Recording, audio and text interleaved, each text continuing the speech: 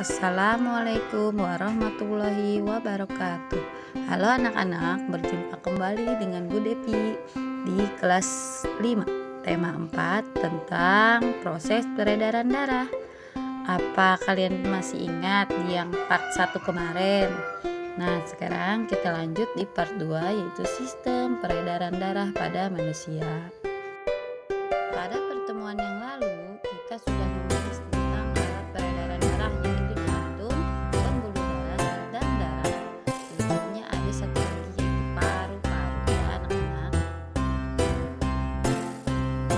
Kali ini kita akan mempelajari bagaimana cara kerja jantung. Fungsi utama jantung adalah untuk memompa darah keluar dari jantung, dan jantung juga menerima darah masuk dari paru-paru dan seluruh tubuh. Jadi, jika jantung memompa darah, darah akan keluar. Dan jika jantung menerima darah, maka darah akan masuk ke jantung.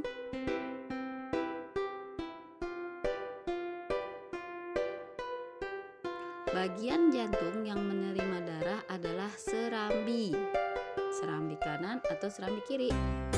Dan bagian jantung yang memompa darah adalah bagian bilik kanan atau bilik kiri. Jadi tugas serambi adalah menerima darah, sedangkan tugasnya bilik adalah memompa darah.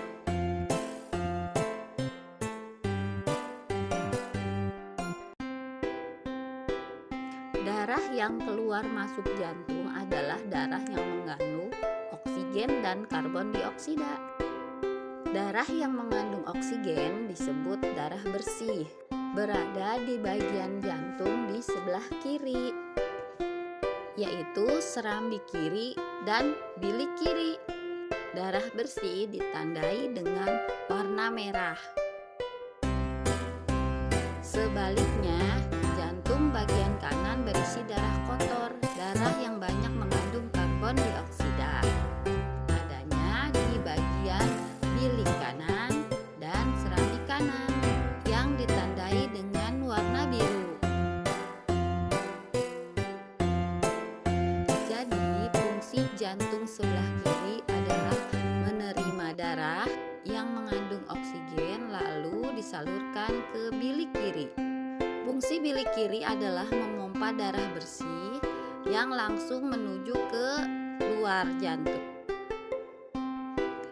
Fungsi serambi kanan adalah menerima darah masuk, darah yang kotor diterima oleh serambi kanan.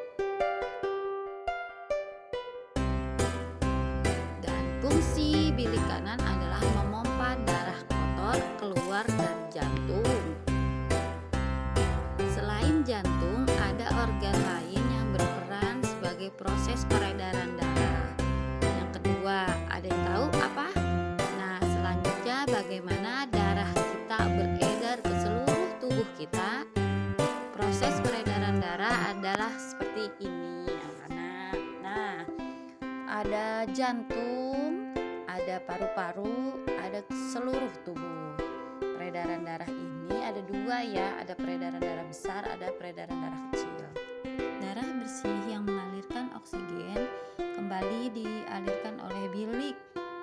Lalu bilik kiri akan memompa darah yang berupa darah bersih yang mengandung oksigen ke seluruh tubuh menggunakan pembuluh darah arteri. Ya, lanjut, dalam pembuluh arteri terdapat pembuluh aorta. Pembuluh darah aorta terbesar, sedangkan kapiler adalah pembuluh darah terkecil. Walaupun sangat kecil, tapi si pembuluh kapiler ini menghubungkan ke organ-organ di seluruh tubuh, teman-teman. Teman-teman anak muridku semua, setelah kalian gunakan lalu berubah menjadi karbon dioksida. Nah, setelah itu berubah menjadi darah kotor yang ada di dalam badan kita. Nah, darah kotor ini akan kembali lagi ke jantung melalui pembuluh darah pena. Nah, si darah kotor ini sangat diterima oleh pembuluh sebelah kanan, yaitu serambi kanan dan bilik kanan.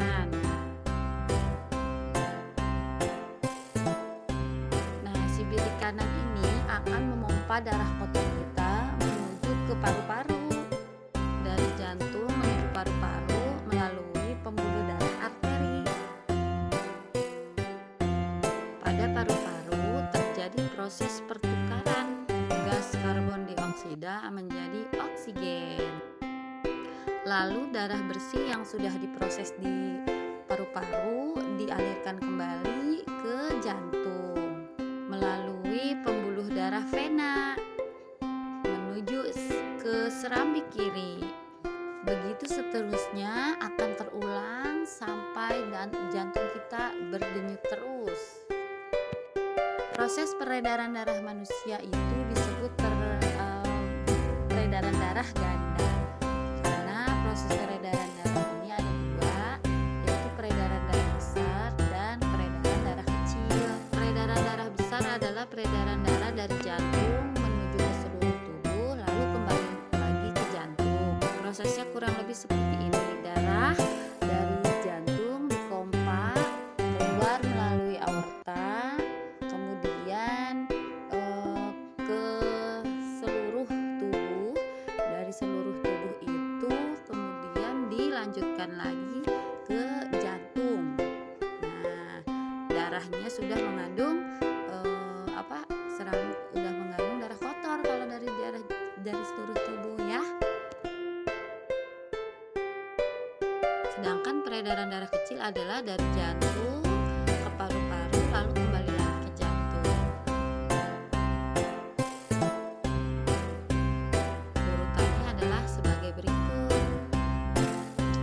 Dimulai dari bilik kanan melalui arteri ke paru-paru, kemudian sudah ada oksigen ke vena, kembali lagi ke jantung melalui serambi kanan. Nah, itulah tadi peredaran darah dalam tubuh kita ya anak-anak kelas 5 SDN Sukmajaya. Semoga bisa bermanfaat bagi kalian dan kalian dapat memahaminya. Terima kasih, sampai ketemu lagi bersama Bu Devi. Wassalamualaikum warahmatullahi wabarakatuh.